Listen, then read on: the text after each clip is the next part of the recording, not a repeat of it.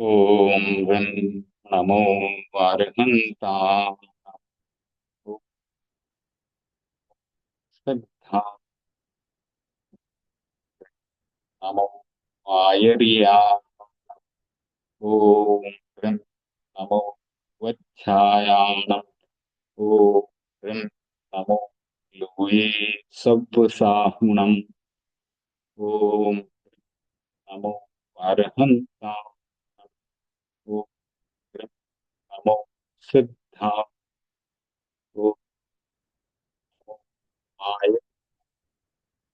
ॐ गं नमो वच्छाया ॐ नमो सप्तसाहूनम् ॐ गृं नमो अर्हन्त ॐ गृं नमो सिद्धा ॐ गृं नमो आयर्या ॐ गृं नमो वच्छायाणम् ॐ गृं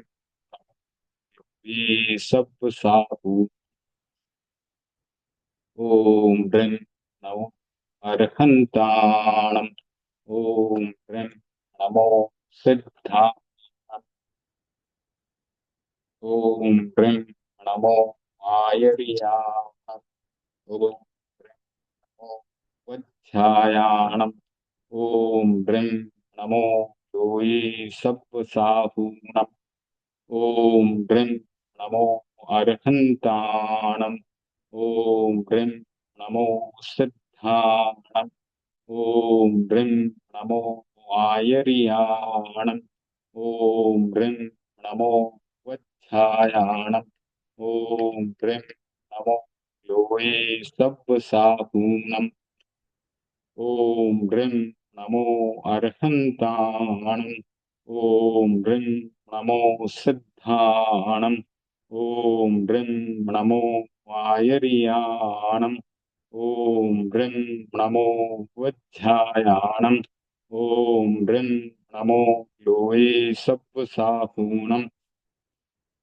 ॐ ह्रीं नमो अर्हन्ताणम् ॐ ह्रीं नमो सिद्धाणम् ॐ ह्रीं नमो आयर्याणम् ॐ ह्रीं नमो वच्छायाणम् ॐ ह्रीं नमो लोये सब्बसाहूणम् एषो पञ्चनमुक्कारो सव्वपावपणासनो मङ्गलाणम् च सब्वेशं परमं हवै मंगलम परमं हवै मंगलम। प्रेक्षा ध्यान के प्रयोग की शुरुआत करेंगे। मैं चित्त शुद्धि के लिए प्रेक्षा ध्यान का प्रयोग कर रहा हूँ। मैं चित्त शुद्धि के लिए प्रेक्षा ध्यान का प्रयोग कर रहा हूँ। मैं चित्त शुद्धि के लिए प्रेक्षा ध्यान का प्रयोग कर रहा हूँ। सबसे पहले कायस्थ का और शरीर प्रेक्षा का प्रयोग करेंगे। तस् उत्तरीकरणेन पायच्छित्करणेन विसोहीकरणेन विसल्लीकरणेन पावाणं कम्माणं निगायणाय ठामि कौसगम। जिस आसन में सुखपूर्वक बैठ सकते हैं वैसे आसन का चुनाव करेंगे। पद्मासन, सुखासन, वज्रासन, अर्ध पद्मासन या कुर्सी पर भी सुखपूर्वक बैठ सकें उस प्रकार से बैठें। आंखें कोमलता से बंद, रीढ़ की हड्डी और गर्दन सीधी रहे। शरीर को एकदम ढीला छोड़ें। शरीर के एक एक अंग पर ध्यान लगाएंगे और उसे शिथिल होने का सुझाव देंगे। सबसे पहले दाहिने पैर के अंगूठे पर ध्यान लगाएंगे। दाहिने पैर के अंगूठे में जो स्पंदन हो रहे हैं उनका अनुभव करेंगे और प्रेम पूर्वक उसे सुझाव देंगे। मेरे दाहिने पैर का अंगूठा शिथिल हो रहा है, शिथिल हो रहा है, शिथिल हो गया है। दाहिने पैर की अंगुलियां तलुआ पंजा, एड़ी, टखना सब शिथिल हो रहे हैं, शिथिल हो रहे हैं, शिथिल हो गए हैं।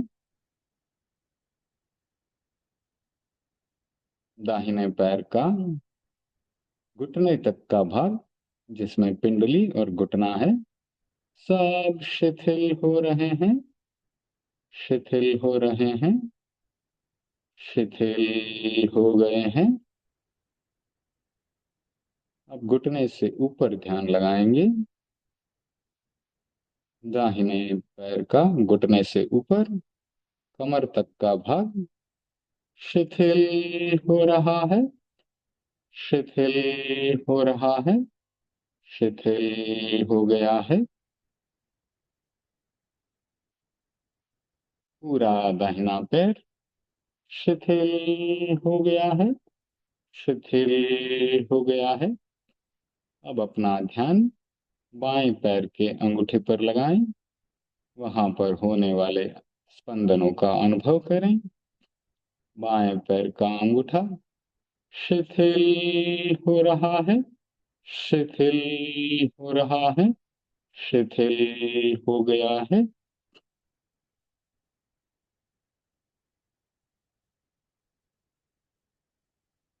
बाएं पैर की अंगुलियां तलुआ, पंजा, एड़ी, टखना सब शिथिल हो रहे हैं, शिथिल हो रहे हैं, शिथिल हो गए हैं।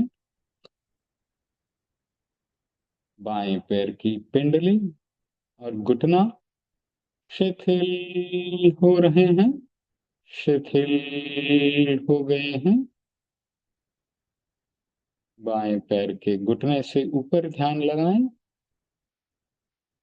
कमर तक का भाग शिथिल हो रहा है, शिथिल हो रहा है, शिथिल हो गया है। अब अपना ध्यान कमर से ऊपर और नाभि के बीच में, जहाँ स्वास्थ्य केंद्र है, वहां लगाएंगे। स्वास्थ्य केंद्र के भीतर छोटी आंत, बड़ी आंत, यकृत, प्लीहा, गोनाड्स, एड्रिनलिन ग्लैंड्स, पूरा पाचन तंत्र एकदम शिथिल हो रहा है, शिथिल हो रहा है, शिथिल हो गया है।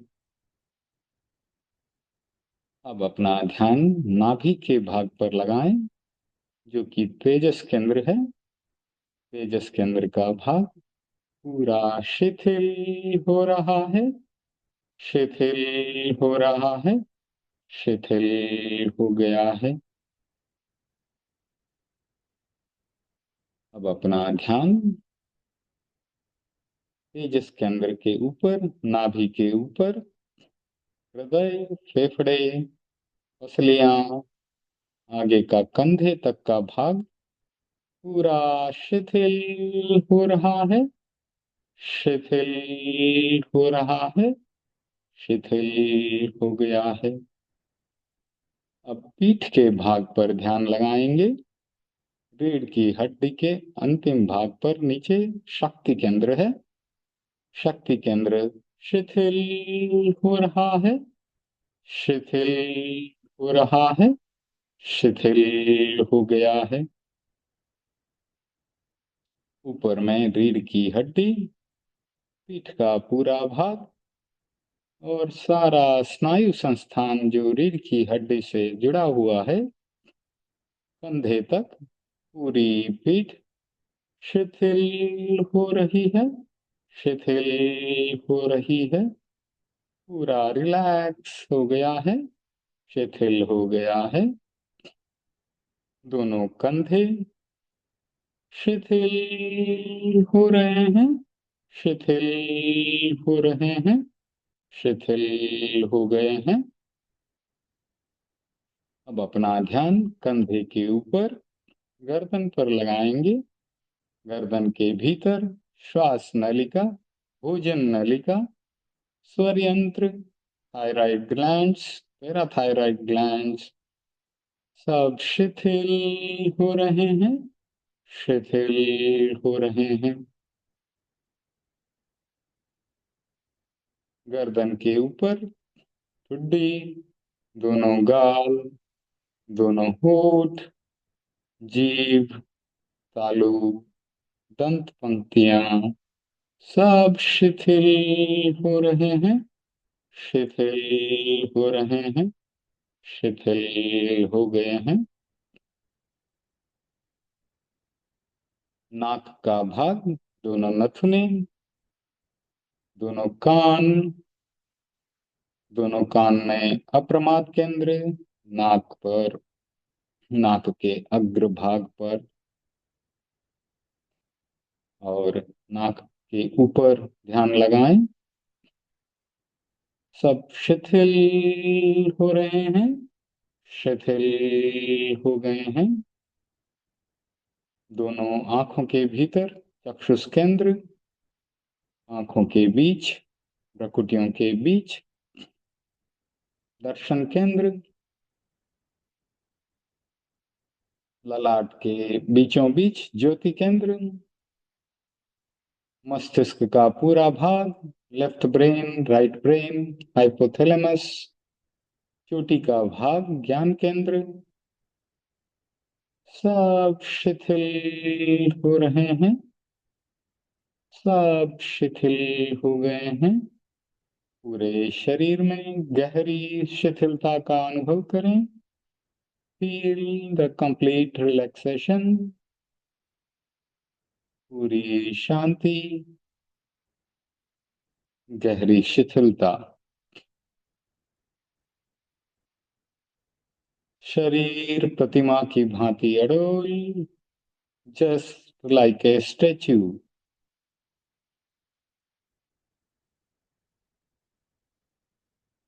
आत्मा की भिन्नता और शरीर की भिन्नता का अनुभव करें। आत्मा पूरे शरीर में व्याप्त है, चाहे वो चींटी का शरीर हो, चाहे हाथी का शरीर हो। आत्मा पूरे शरीर में फैली हुई है। शरीर स्थूल है, बड़ा है, उसे अपने चर्म चक्षुओं से, आंखों से देख सकते हैं। आत्मा सूक्ष्म है, आंखों से नहीं देखी जा सकती, लेकिन शरीर को देखते देखते आत्मा तक पहुंचने का प्रयास हम कर रहे हैं। गहराई से शरीर के भीतर झांकें, क्योंकि आत्मा शरीर के भीतर है। औदारिक शरीर, स्थूल शरीर, उसे हम देख सकते हैं। तेजस शरीर उससे भी सूक्ष्म है, कार्बन शरीर उससे भी सूक्ष्म है, और उन सबसे सूक्ष्म है आत्मा। औदारिक शरीर को देखते देखते, भीतर के स्पंदनों का अनुभव करते करते, तेजस शरीर के स्पंदनों का अनुभव करते करते, कार्बन शरीर के स्पंदनों का अनुभव करते करते आत्मा तक पहुंचने का हमारा प्रयास शरीर प्रेक्षा और कायोत्सर्ग के माध्यम से आत्मा की भिन्नता और शरीर की भिन्नता का अनुभव करें। आत्मा भिन्न, शरीर भिन्न। शरीर के भीतर झांकें, क्योंकि आत्मा शरीर व्यापी है। शरीर प्रेक्षा, आत्म और कायोत्सर्ग के इस प्रयोग के बाद हम अंतर यात्रा का प्रयोग करेंगे।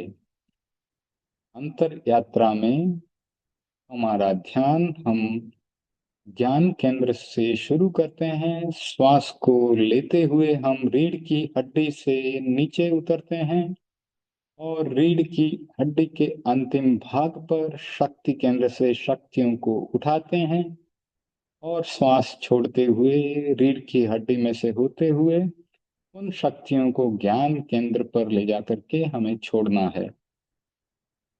जैसे कुएं में बाल्टी जाती है और भीतर जाकर अंदर से पानी उठाकर ऊपर लेकर आती है, उसी प्रकार से शक्तियों को शक्ति केंद्र से लेकर के ज्ञान केंद्र पर लाना है। तो शुरू करेंगे अभ्यास चोटी के भाग से। श्वास भरते हुए एक बाल्टी नीचे उतारें रीढ़ की हड्डी से होते हुए। रीढ़ की हड्डी के अंतिम भाग पर शक्तियों को इकट्ठा करें, बाल्टी में भरें और श्वास छोड़ते हुए उसे ऊपर उठाएं। रीढ़ की हड्डी में से होते हुए उसे ऊपर ज्ञान केंद्र पर ले जाकर छोड़ दें। फिर से श्वास भरते हुए खाली बाल्टी को रीढ़ की हड्डी से नीचे उतारें और रीढ़ की हड्डी के अंतिम भाग पर शक्तियों को उठाकर बाल्टी में भरें। श्वास छोड़ते हुए उन्हें ऊपर ले जाएं और बाल्टी को ज्ञान केंद्र पर चोटी के भाग पर खाली कर दें। प्रयोग को फिर से दोहराएंगे। श्वास भरते हुए खाली बाल्टी नीचे जा रही है रीढ़ की हड्डी से होते हुए रीढ़ की हड्डी के अंतिम भाग पर शक्तियों को इकट्ठा करें। भरी हुई बाल्टी को श्वास छोड़ते हुए रीढ़ की हड्डी के भीतर से ऊपर ले जाएं और ज्ञान केंद्र पर खाली कर दें। फिर से श्वास भरते हुए प्रयोग को दोहराएंगे और खाली बाल्टी नीचे जा रही है रीढ़ की हड्डी से नीचे जा रही है। रीढ़ की हड्डी के अंतिम भाग पर बाल्टी में शक्तियों को भरें और श्वास छोड़ते हुए उसे ऊपर उठाएं। शक्तियों के ऊर्ध्वारोहण का प्रयोग। भरी हुई बाल्टी से शक्तियों को ज्ञान केंद्र पर खाली कर दें। फिर से एक बार श्वास भरते हुए खाली बाल्टी को रीढ़ की हड्डी से होते हुए नीचे ले जाएं। रीढ़ की हड्डी के अंतिम भाग पर शक्तियों को इकट्ठा करें और उनको श्वास छोड़ते हुए रीढ़ की हड्डी में से होते हुए चोटी के भाग पर ला करके खाली कर दें। एक बार और अंतिम बार खाली बाल्टी को श्वास भरते हुए रीढ़ की हड्डी में से नीचे ले जाएं और उसे शक्ति केंद्र पर रीढ़ की हड्डी के अंतिम भाग पर शक्तियों से भरें।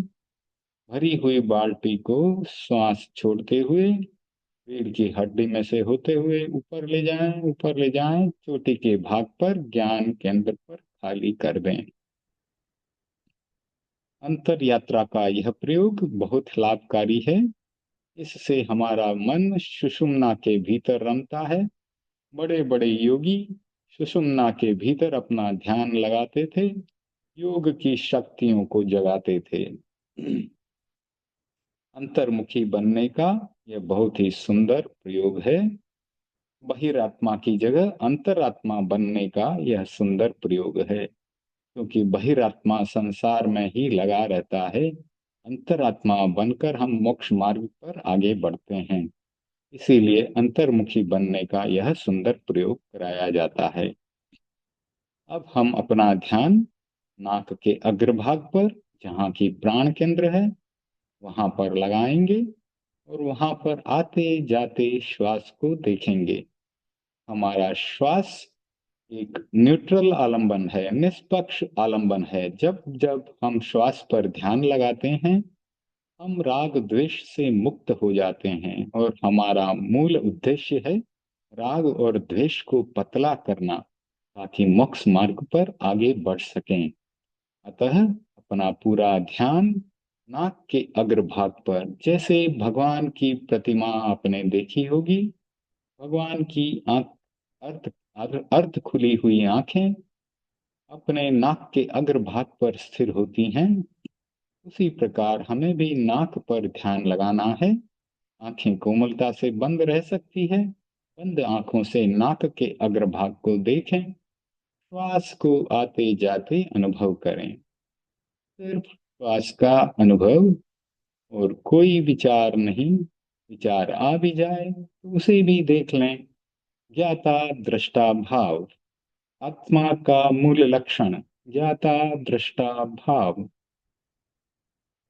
जैसे चौकीदार बैंक के बाहर कुर्सी लगाकर बैठता है और आते जाते ग्राहक को देखता है, उसी प्रकार सिर्फ नाक के अग्रभाग पर ध्यान रहे और आते जाते श्वास को देखें।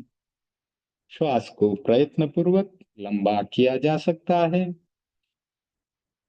लंबा श्वास भीतर आ रहा है, लंबा श्वास बाहर जा रहा है। पूरा ध्यान श्वास के ऊपर। बौद्ध धर्म में भी यह प्रयोग कराया जाता है। इसे आनापानसति भी कहते हैं। श्वास प्रेक्षा का सुंदर प्रयोग। पूरा ध्यान श्वास के ऊपर। श्वास एक ऐसा आलंबन है जो हर समय हमारे साथ है। जब तक जीवन चलता रहेगा, श्वास चलता रहेगा। श्वास का आलंबन बहुत ही अच्छा आलंबन है ध्यान के लिए। निष्पक्ष न्यूट्रल आलंबन। पूरा ध्यान श्वास के ऊपर रहे। श्वास प्रेक्षा का बहुत सुंदर प्रयोग। राग द्वेष से मुक्ति का प्रयोग। वर्तमान क्षण में रहने का प्रयोग। भूतकाल की स्मृतियों से दूर, भविष्य काल की चिंताओं से दूर। वर्तमान क्षण को देखें, आते जाते श्वास को देखें।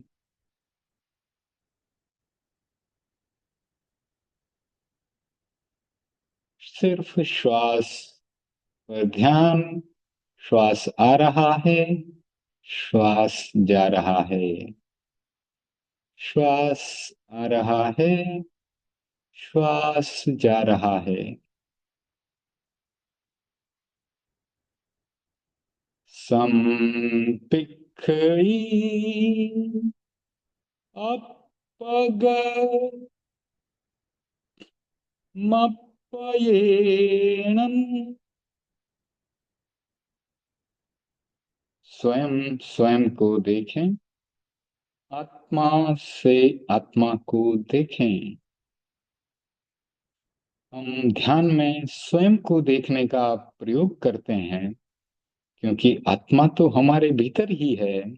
वहां तक हमें पहुंचना है, इसलिए आत्मा से आत्मा को देखना है। संपिक्खई अपग मप्पयेणम। 10वें कालिक की चित्र चुलिका का बहुत ही सुंदर छोटा सा स्तोत्र। स्वयं स्वयं को देखें, आत्मा से आत्मा को देखें। संपिक्खई अपग मप्पयेणम।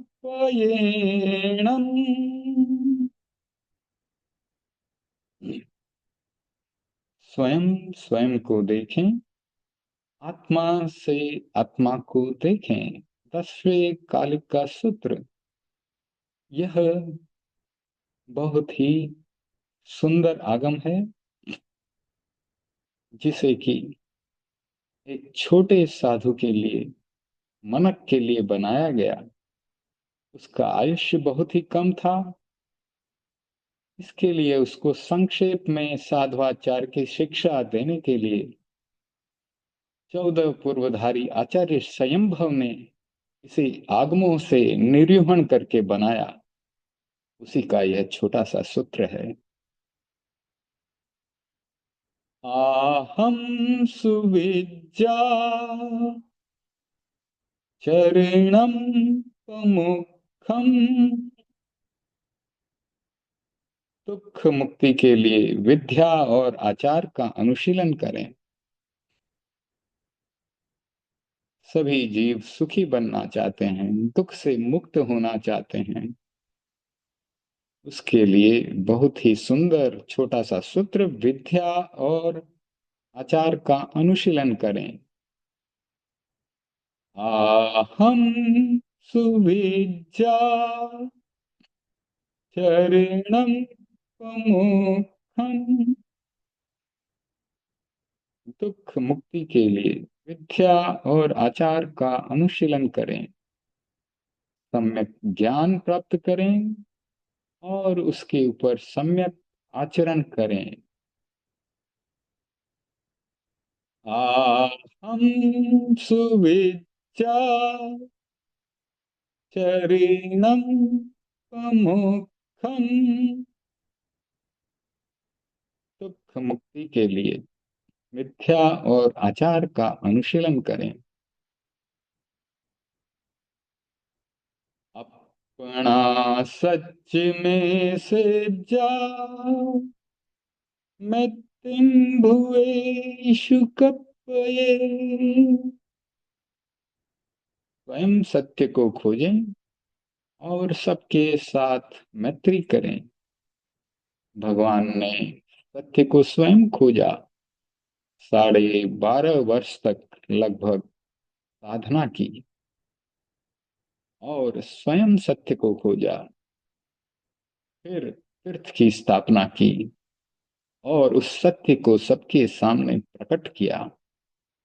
उसी प्रकार हमें भी अपना सत्य स्वयं खोजना है। उसके लिए सभी जीवों से मैत्री का प्रयोग करना है। मैत्री की भावना हर समय दिल में बनी रहे। सभी जीव मेरे मित्र हैं। अपना सच में से जा, मैं तिम भुए सुकपये। स्वयं सत्य को खोजें और सबके साथ मैत्री करें। अपना सच में से जा, मैं तिन भुए सुकपये। मैत्री का प्रयोग सिर्फ पर्युषण या संवत्सरी के दिन ही नहीं करना है, हर समय हर पल करना है। स्वयं सत्य को खोजना है और सभी जीवों से मैत्री करनी है। कभी किसी से शत्रुता का भाव न आए। कोई भी मेरा शत्रु नहीं है, सभी जीव मेरे मित्र हैं।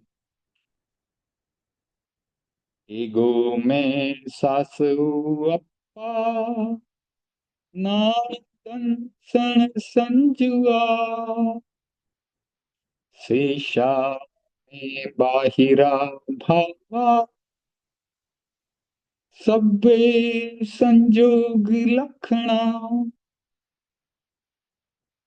एक मेरी आत्मा शाश्वत है, जो कि ज्ञान और दर्शन से युक्त है। शेष सभी बाहरी भाव संयोग और वियोग लक्षणों वाले हैं। जिसका संयोग होता है उसका वियोग होता है। एगो में सासो अप्पा, नाणी दन सन संजुआ।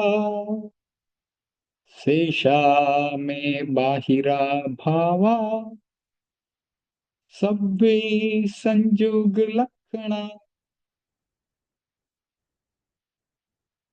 एक मेरी आत्मा शाश्वत है, जो ज्ञान दर्शन लक्षणों से युक्त है।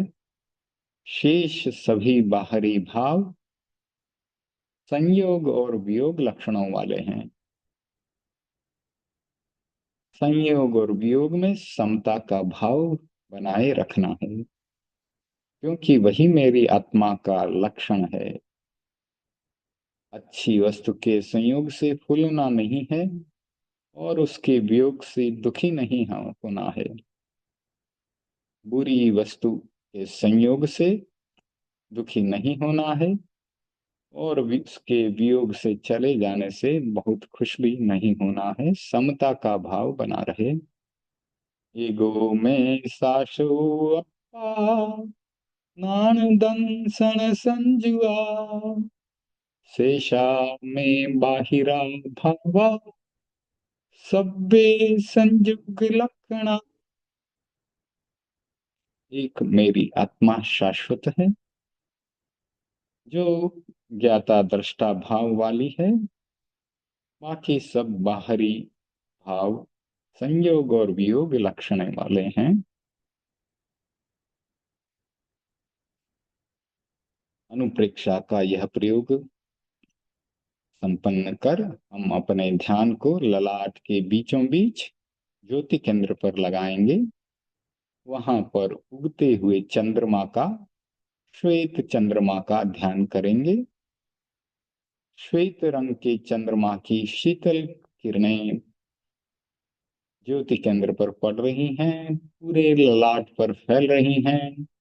हमारे चारों ओर श्वेत रंग की किरणें फैल रही हैं। श्वास के साथ भी भीतर जा रही हैं, श्वास के साथ बाहर आ रही हैं। चारों तरफ शरद पूर्णिमा की शीतलता, नीरवता, शांति फैली हुई है।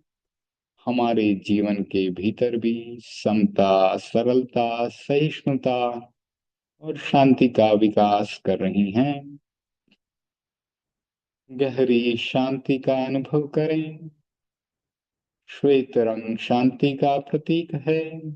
युद्ध विराम के लिए भी, शांति के लिए भी श्वेत रंग का ध्वज फहराया जाता है।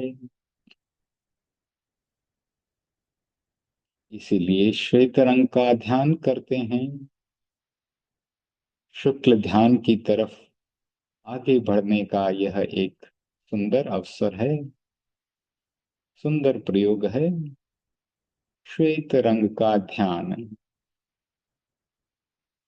श्वेत रंग की चमकीली किरणें चारों तरफ फैल रही है, ललाट पर पड़ रही हैं, हमारे शरीर पर पड़ रही हैं और शांति, सहिष्णुता, समता, सरलता का संदेश दे रही हैं और हमारे जीवन में इन सब गुणों का विकास कर रही हैं।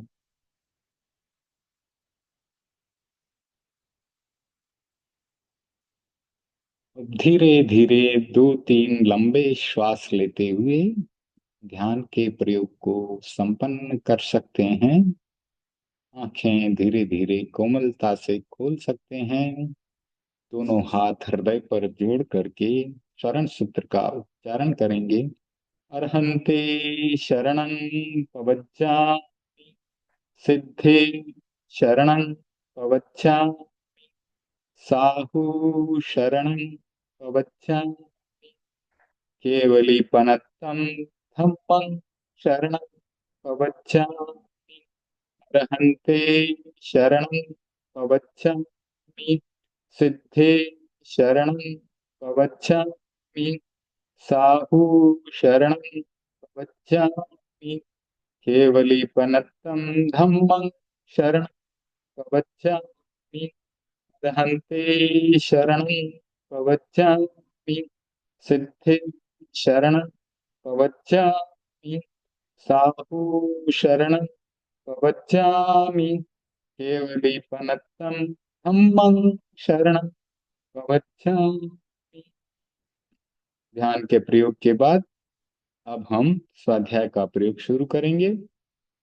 भक्तामर का 39वां श्लोक चल रहा था और 39वें और 40वें श्लोक का आज हम अध्ययन करेंगे। तो बताया जा रहा था, श्लोक था उन्ताग्र भिन्न गज शोणित बारिवा वेगावतार तरणातुर युद्ध भीमे युद्धे जयम विजित दुर्जय जय पक्षा पाद पंकज वनाश्रयणो लभन्ते। तो बताया गया है भक्तामर के इस श्लोक में आचार्य मनतुंग जी लिख रहे हैं कि यह विचित्र स्थिति है, तवना की है, विजय भी दिलाई है, किंतु साथ में मार काट भी जुड़ी हुई है। हाथ में भाला है, प्रहारक संहारक शस्त्र हैं। क्या इस स्थिति में की गई स्तुति को स्तुति माने? यह एक बड़ा विचित्र प्रश्न है। यह बात तो समझ में आती है कि प्रभु, आपकी स्तुति करने वाला व्यक्ति युद्ध को शांत करने वाला होता है। युद्ध बंद हो जाए, मारकाट न हो, हिंसा हत्या न हो, इस भावना से स्तुति की जाए तो स्तुति का अर्थ समझ में आता है। किंतु स्तुति का यह परिणाम एक प्रश्न पैदा कर रहा है। शत्रु पक्ष को मार कर हरा कर विजय दिलाने वाली स्तुति कितनी सार्थक है? क्या स्तुति का यह प्रभाव होना चाहिए?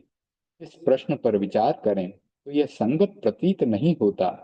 यदि ऐसा होता, एक आक्रामक है और दूसरा रक्षक है, रक्षा करने वाला है, तो प्रस्तुत स्तुति का अर्थ समझ में आता है। इस बात को कैसे संगत माना जाए? तो विद्वान जो है प्रश्न खड़ा कर रहे हैं इस बात पर कि भयंकर युद्ध हो रहा है, हाथ में संहारक शस्त्रास्त्र हैं, शस्त्र और अस्त्र हैं, और यह चिंतन कर रहा है कि मेरे हाथ में अमोघ शस्त्र है। मैं भगवान ऋषभ का स्तवन करूंगा, सबको मारूंगा और युद्ध में विजयी बन जाऊंगा। मैं मानता हूं कि इस अर्थ में यह श्लोक बिल्कुल ही अनर्थकारी बन जाएगा। व्यक्ति आक्रामक नहीं है, आपकी रक्षा करने वाला है। किसी ने उस पर आक्रमण आक्रमण कर दिया, एक विघ्न उपस्थित हो गया। उस विघ्न निवारण के लिए, युद्ध को बचाने के लिए स्तोत्र का पाठ करता है, विजयी बनता है, तो स्तुति का हृदय समझ में आता है, स्तुति का अर्थ समझ में आता है। वो आक्रांता नहीं है, आक्रमण करने वाला नहीं है, हिंसा का संकल्प है, हिंसा का संकल्प नहीं है, हिंसा करने की भावना भी नहीं है। इसलिए वह भगवान ऋषभ की स्तुति करता है और यह प्रार्थना करता है, प्रभु, मैं अपनी रक्षा कर सकूं, युद्ध को बंद कर सकूं, विघ्न का निवारण कर सकूं। ऐसी स्तुति आक्रमण के लिए नहीं, विघ्न निवारण के लिए होती है।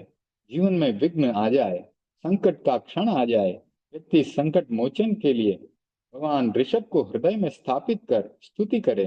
यह स्वाभाविक है और उसे निर्दोष स्तुति कहा जा सकता है। मानतुंग सूर्य जी के प्रस्तुत श्लोक ने एक गंभीर प्रश्न को जन्म दिया है।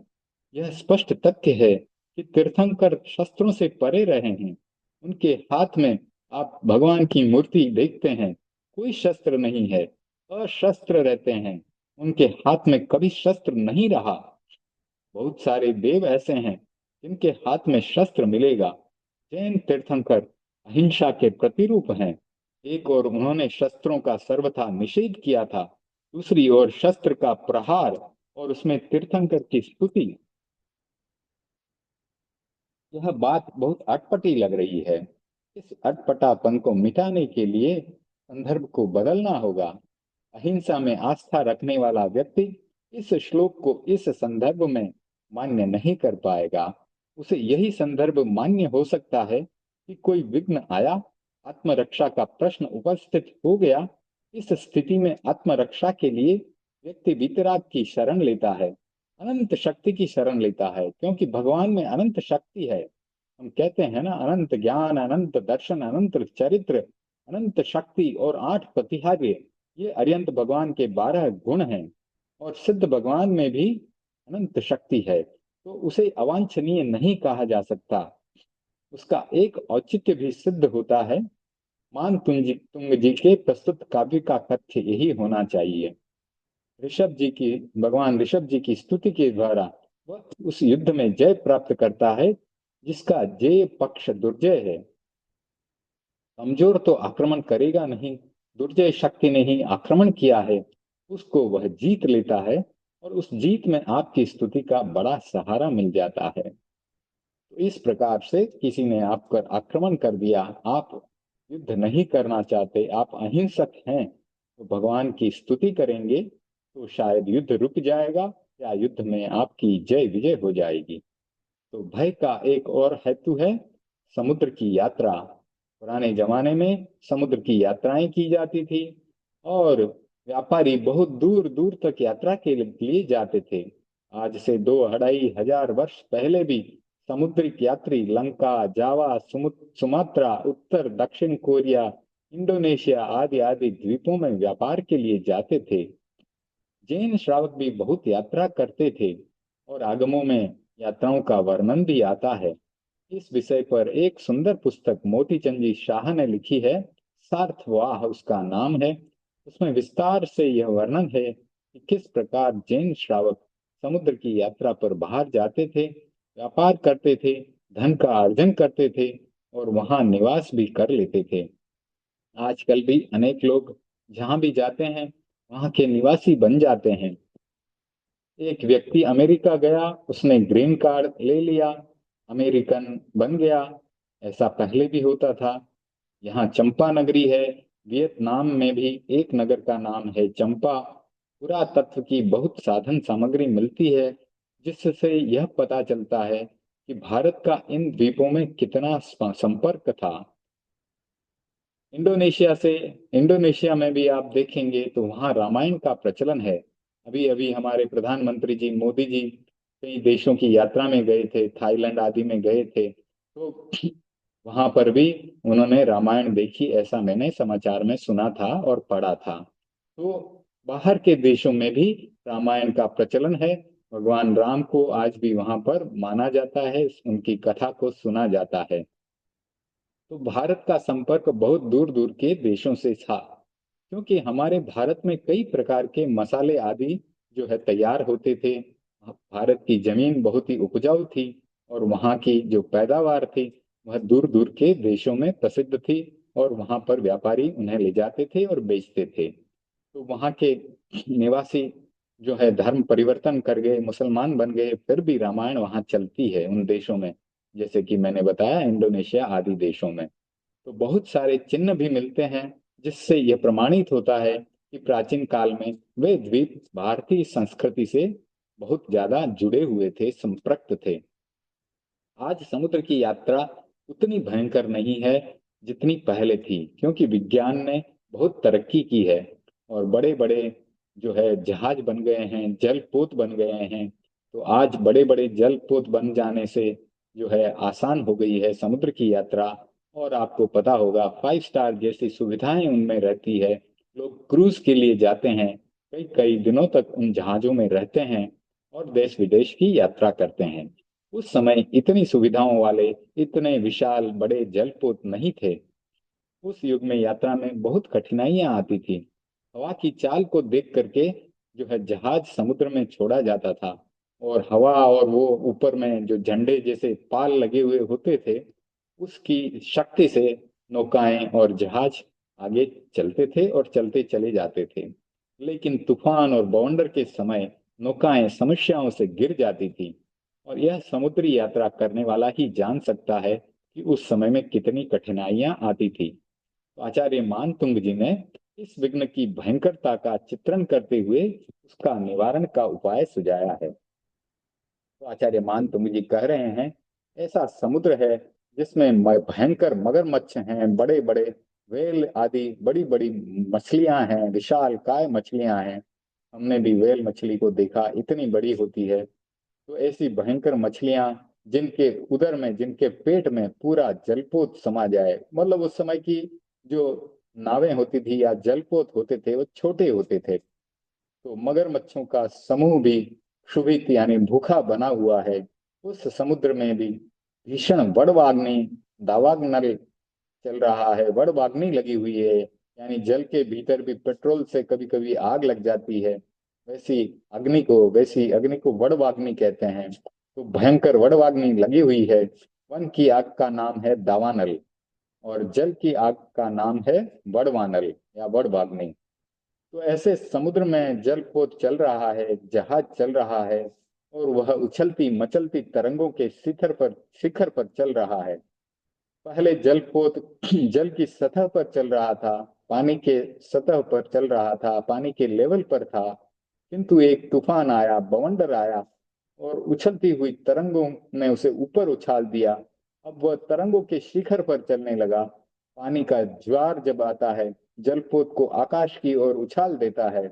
आज भी जब समुद्र में तीव्र ज्वार या तूफान आता है, नौकाएं आकाश की तरफ उछल जाती हैं और समुद्र में उलट जाती हैं।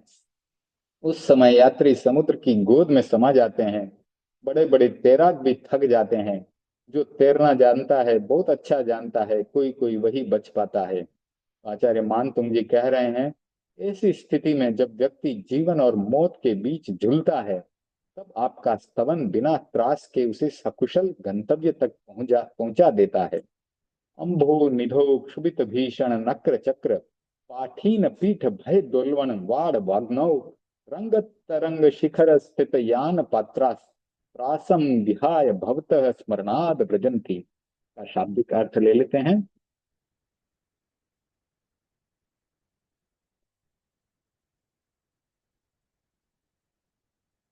तो आचार्य कह रहे हैं कि भयंकर मगरमच्छ का समूह जिसे क्षुभित कर रहा है, पाठीन और पीठ नामक मत्स्य भय पैदा कर रहे हैं।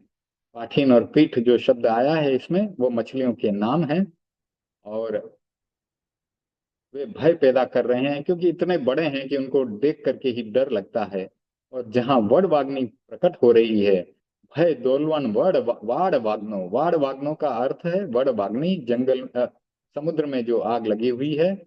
और फिर रंगत तरंग शिखर स्थित, रंग तरंग यानी जैसे समुद्र में उछलती हुई तरंगों को बताया गया है, उनके शिखर पर, उनके अग्रभाग पर स्थित जहाज, यान पात्रास, यान पात्र यानी जहाज में बैठे हुए लोग, त्रासम विहाय भवतः स्मरणाद व्रजंती, जैसे ये आपका स्मरण करते हैं, उस आकस्मिक भय से मुक्त होकर तट पर पहुंच जाते हैं। स्मरणाद व्रजंती यानी स्मरण करते ही तट पर पहुंच जाते हैं। अम्भो निधो यानी समुद्र, क्षुभित भीषण नक्र चक्र, भीषण नक्र चक्र तूफान आया हुआ है, भीषण तूफान आया हुआ है। और पाठीन और पीठ जो मछलियां हैं वो भय दे रही हैं, भयभीत हो रहे हैं लोग उसके कारण। तो ऐसे क्षण में आपका स्मरण मात्र करते ही हम भय से मुक्त हो जाते हैं। यह स्तुति समझ में आने वाली स्तुति है। विघ्न आया, स्तुति की, और विघ्न टल गया। इस स्तुति के आलोक में युद्ध के संदर्भ को भी देखें तो आपकी स्तुति करने वाला युद्ध के खतरे को भी पार कर जाता है। जो व्यक्ति आक्रमण की बात सोचता है कि मेरे पास मंत्र का बल है, स्तुति और भक्ति का बल है, मैं जो चाहूं कर सकता हूं, वह स्वयं अपना अनिष्ट कर लेता है। क्योंकि कहा भी गया है, जो किसी दूसरे के लिए खड्डा खोदने के लिए जाता है, वह स्वयं उसमें गिर पड़ता है। तो कभी किसी के अनिष्ट की भावना मन में आनी ही नहीं चाहिए। आ जाए तो तुरंत उसको वहीं रोक दीजिए, क्योंकि हमने लेश्याओं का अध्ययन किया है, हमने भावों का अध्ययन किया है। हमारे भीतर ऐसे भाव आने ही नहीं चाहिए। जैन तीर्थंकर के समसरण में, उनके परिपार्श्व में ऐसी चिंतन धारा उभरती ही नहीं है। कहा जाता है कि भगवान के समवसरण में जो भी आता है, उसके भीतर मैत्री की भावना प्रकट हो जाती है। वहां बताया जाता है कि सिंह और बकरी, सिंह और हिरण साथ साथ बैठ करके भगवान के प्रवचन का लाभ लेते हैं। और यह कैसे हो सकता है संभव? यह ऐसे संभव होता है क्योंकि उन दोनों के भीतर मैत्री की भावना प्रकट हो गई है। इसलिए सिंह और हिरण या सिंह और बकरी भी साथ साथ बैठ सकते हैं। तो दूसरे का अनिष्ट करे, आक्रांता बने और विजय की आकांक्षा करे, यह अहिंसा धर्म के सर्वथा प्रतिकूल आचरण है। वांछनीय आचरण यह है कि जो विघ्न आ गया, किसी ने युद्ध थोप दिया हमारे सिर पर, तो व्यक्ति उससे अपनी रक्षा करे, आक्रमणकारी को सफल न होने दे। स्तुति इस कार्य में योग भूत बनती है। उससे विघ्न का निवारण सहज साध्य हो जाता है। प्राचीन काल की एक घटना के माध्यम से, उदाहरण के माध्यम से हमें समझाया जा रहा है। ताम्रलिप्ति नगर, जिसे कि कलकत्ता कहा जाता है, वहां के एक जैन श्रावक ने सोचा कि मैं लंका में जाऊं और व्यापार करूं।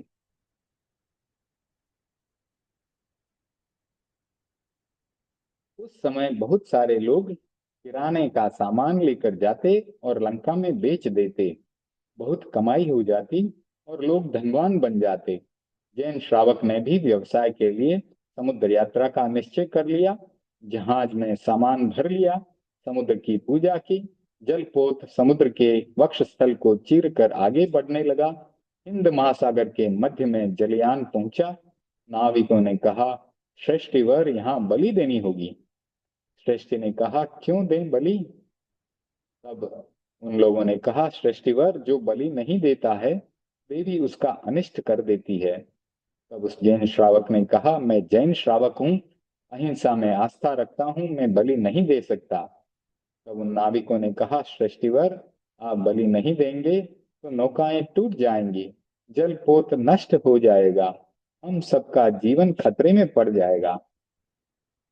तब उन्होंने जैन श्रावक ने कहा, कुछ भी हो जाए मैं बलि नहीं दूंगा।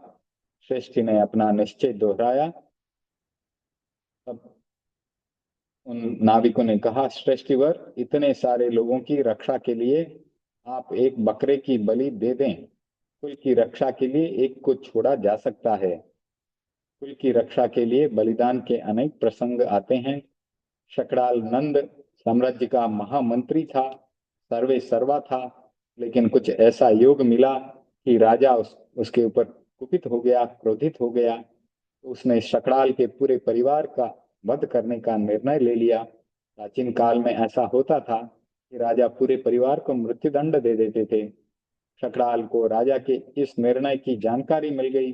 उसे पता चल गया कि राजा नाराज है। तो शकड़ाल ने गंभीर विचार मंथन करके अपने स्वयं के बलिदान का निर्णय ले लिया। उसने अपने पुत्र श्रेयक से कहा, आज तुम्हें एक काम करना है। जब मैं राजसभा में जाऊं, सम्राट नंद को नमस्कार करूं, तब तुम्हें इस तलवार से मेरा गला काट देना है। पुत्र बोला, पिताजी, यह कैसे संभव है कि पुत्र अपने पिता का गला काटे? ऐसा मेरे द्वारा कैसे हो सकता है? तब शकराल ने उसे समझाया, यह कुल की रक्षा का सवाल है। यदि तुम मुझे नहीं मारोगे तो वह यह कुल और वंश नष्ट हो जाएगा। राजा हम सबको मरवा देगा। कुल के लिए मेरा बलिदान अवश्यम अवश्यम भावी हो गया है। तो पुत्र श्रेयक ने तीक्ष्ण तलवार से पिता के सर को धड़ से अलग कर दिया। तो यह घटना बहुत लंबी है, 1 घंटे का इसके ऊपर प्रवचन हो सकता है, क्योंकि आपको पता होगा शकराल जो है 2 पुत्रों के पिता थे और 7 बहनों के पिता थे। हमारे पूज्य आचार्य स्थूलीभद्र स्वामी जी, उनके पिता थे शकराल। उनके बड़े पुत्र शकराल के बड़े पुत्र स्थूलीभद्र स्वामी जी थे, छोटे पुत्र श्रीयक थे, और उनके 7 पुत्रियां थी, यक्षा आदि। तो कहानी वो लंबी है, बाद में कभी लेंगे। तो पुत्र श्रेयक ने उनको मार दिया और कुल को बचाने के लिए बलि दी। अब इसी प्रकार नाविकों से श्रेष्ठी ने कहा, जहाँ कुल की रक्षा का प्रश्न है वहां एक को छोड़ा जा सकता है, जहाँ गांव का प्रश्न है वहां कुल को छोड़ा जा सकता है, जहाँ जनपद का प्रश्न है गांव को भी छोड़ा जा सकता है, किंतु जहाँ आत्मा की रक्षा का प्रश्न है वहां सब कुछ त्यागा जा सकता है। त्यजेदेकं कुलस्यार्थे ग्रामस्यार्थे कुलम त्यजेत, ग्रामम जनपदस्यार्थे आत्मार्थे सकलम त्यजेत। इस श्लोक में यही बताया गया कि कुल के लिए एक को छोड़ा जा सकता है, गांव के लिए कुल को छोड़ा जा सकता है, और जनपद के लिए यानी राज्य के लिए गांव को छोड़ा जा सकता है। लेकिन जो आत्मार्थी व्यक्ति है वो सब कुछ त्याग देता है। तो श्रेष्ठी ने दृढ़ स्वर में कहा, यह कुल गांव और जनपद की रक्षा का प्रश्न नहीं है, मेरी स्वयं की आत्मा की रक्षा का प्रश्न है। मैं अपना आत्मधर्म अहिंसा की आराधना नहीं छोड़ूंगा, चाहे सब कुछ चला जाए। मुझे इस बात की चिंता नहीं है कि जहाज रहे अथवा टूट जाए। मुझे इस बात की चिंता है कि अहिंसा की आस्था श्लथ न बने। श्रेष्ठी ध्यान में बैठ गया, स्तुति में लीन हो गया। कहा जाता है कि वह देवी आई, बोली, मुझे बलि दें, अन्यथा मैं जहाज को नष्ट कर दूंगी। श्रेष्ठी स्तुति में अविचल बना रहा। वक्तामर के इस श्लोक अम्भो निधो का अविरल जाप करता रहा, लगातार इसका जाप करता रहा। वह स्तुति में तल्लीन बन गया। देवी के पैर लड़खड़ा गए, वह कांप उठी। यह क्या हुआ? सृष्टि अविचल क्यों है? मुझे भय क्यों लग रहा है? तो उल्टा देवी को भय लगने लगा। देवी ने अपनी शक्ति का प्रयोग किया, फिर भी सृष्टि का बाल भी बांका नहीं हुआ। तो जाको राखे साईया, आपने यह दोहा सुना ही होगा। जाको राखे साईया, मार सके ना कोई, बाल न बांका करी सके, जो जग बेरी होए, तो जिसका भगवान रक्षा कर रहे हैं उसका कोई बाल भी बांका नहीं कर सकता, चाहे कितना भी बड़ा शत्रु हो। तो सृष्टि जो है भगवान की स्तुति में लगा हुआ था। हताश और निराश देवी ने कहा, सृष्टिवर, मैंने आपकी शक्ति को पहचान लिया है, मैं आपको परास्त नहीं कर सकती हूँ। मैं जा रही हूँ, आप एक बार नयनों से निहारें, देख लें। सृष्टि के नयन धीरे धीरे उन्मिलित हुए। देवी ने कहा, अमोघम देव दर्शनम, देवता का दर्शन अमोघ होता है, वह खाली नहीं जाता। मैं तुम्हें कुछ देना चाहती हूँ, तुम जो चाहो मांग लो। सृष्टि ने कहा, मुझे कुछ भी नहीं चाहिए। देवी ने कहा कि कुछ तो मांगना ही होगा। दिन में बिजली चमकती है तो प्रायः निश्चित वर्षा आती है। रात में विद्युत बहुत चमकती है पर वर्षा आए यह नियम नहीं है। दिन में बादल बहुत गरजते हैं पर बरसते कम हैं। यदि रात्रि में बादल गरजे तो प्रायः निश्चित वर्षा आती है। तो दिन में विद्युत का कड़कना और रात्रि में मेघ का गरजना खाली नहीं जाता। इसी प्रकार ये श्लोक बताया गया, अमोघा वासरे विद्युत, अमोघम निशि गर्जनम। तो दिन में विद्युत का आना, कड़कना और रात्रि में बादल का गरजना ये कभी खाली नहीं जाता। इसी प्रकार यह देवता का दर्शन भी निष्फल नहीं होता। अमोघम देव दर्शनम। तो देवी के आग्रह को स्वीकार कर सृष्टि ने कहा, यदि तुम कुछ देना ही चाहती हो तो आज से इस बलि प्रथा को बंद कर दो, बलि लेना बंद कर दो। कोई भी यात्री आए उससे बलि की मांग न करो। वचनबद्ध देवी ने सृष्टि का प्रस्ताव स्वीकार कर लिया। जैन श्रावक स्वयं अहिंसा में दृढ़ रहते हैं और दूसरों को भी अहिंसा की शिक्षा दे देते हैं।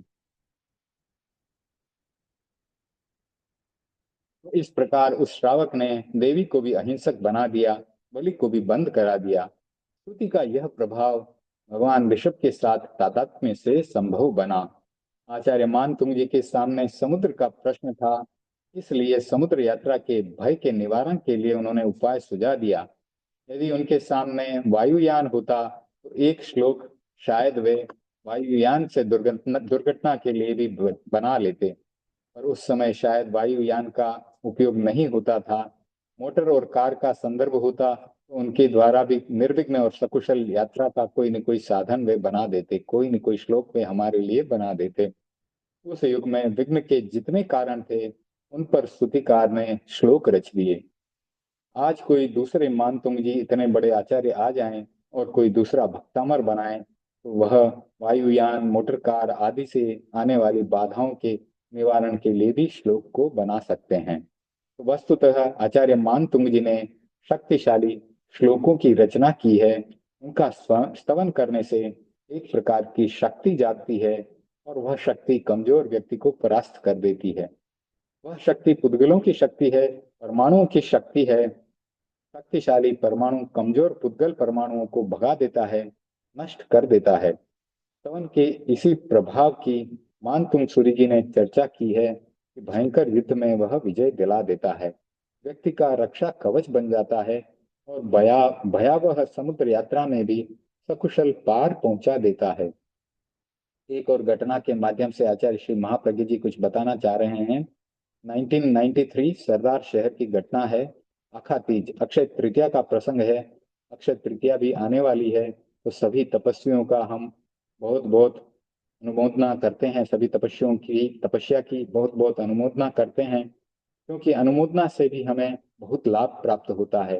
अगर हम सक्षम नहीं हैं, हमारे में शक्ति नहीं है तपस्या करने की, तो तपस्वियों की अनुमोदना करके भी हम उसी लाभ को प्राप्त कर सकते हैं। तो एक दिन एक बहन ने कहा कि मैं एक आश्चर्यकारी बात बताना चाहती हूँ। तो आचार्य श्री महाप्रज्ञ जी ने कहा कि बताओ, बोलो क्या बात है। तब उसने कहा, सरदार शहर का भाई मानक सुराना रेल से यात्रा कर रहा था। वह जिस डिब्बे में बैठा था उसमें कुछ डाकू आ गए। सारे लोग घबरा गए, जिनके पास जो कुछ था वह सब छीन लिया गया। उस भाई ने एक जाप शुरू कर दिया। बड़े बड़े आचार्यों का जाप भी बहुत लाभकारी होता है। जिस प्रकार से हम नवकार मंत्र में पंच परमेष्टि को वंदन करते हैं, तो उसी प्रकार से उनका नाम स्मरण भी बहुत ही लाभकारी होता है। अरहंतों का, सिद्धों का, आचार्यों का और साधु भगवंतों का, उपाध्यायों का, उनका जाप करने से भी हमें लाभ प्राप्त हो सकता है। उस भाई ने तेरापंथ के प्रथम आचार्य स्वामी जी को याद किया, ओम भिक्षु का जप शुरू किया। डाकू उसके पास आए, लेकिन वह जप में लीन बना रहा। डाकू आगे चले गए। कुछ देर बाद वे वापस उसके पास आए। एक डाकू ने कहा कि लगता है ये कोई पागल आदमी है, इसको छोड़ो। तो उस भाई को छोड़ करके सबको लूट लिया और रेल से उतर गए। तो यह ध्वनि और प्रकंपन का, भावना और स्तवन का प्रभाव है। ऐसी एक नहीं, अनेक घटनाएं सामने आती हैं। पिछले स्वाध्याय में भी मैंने कहा था कि आस्था का चमत्कार करके ऐसी 3 पुस्तकें बन गई हैं। उनमें इन इसी प्रकार की घटनाओं का वर्णन है कि जाप और स्वाध्याय से या जाप और ध्यान से कैसी कैसी घटनाएं घटित हो सकती हैं और हमारा बचाव हो सकता है। उन प्रकंपनों से, जाप के द्वारा जो प्रकंपन वातावरण में फैलते हैं, उनसे एक रक्षा चक्र जैसा बन जाता है और वह हमारे लिए लाभकारी होता है। तो ऐसा हो सकता है, ऐसा होता है, इसलिए यह अतिशयोक्तिपूर्ण तथ्य नहीं है। श्रुति का जो प्रभाव होता है, उसका सम्यक प्रकार से प्रदर्शन और निदर्शन है प्रस्तुत काव्य। इस सच्चाई का अनुशीलन करें तो अनेक नए अनुभव हमारे जीवन में प्रस्फुटित हो सकते हैं। इस प्रकार से हमने इस भक्तामर के 39वें और 40वें श्लोक का अध्ययन किया। अब हम कल्याण मंदिर का 39वां और 40वां श्लोक लेते हैं।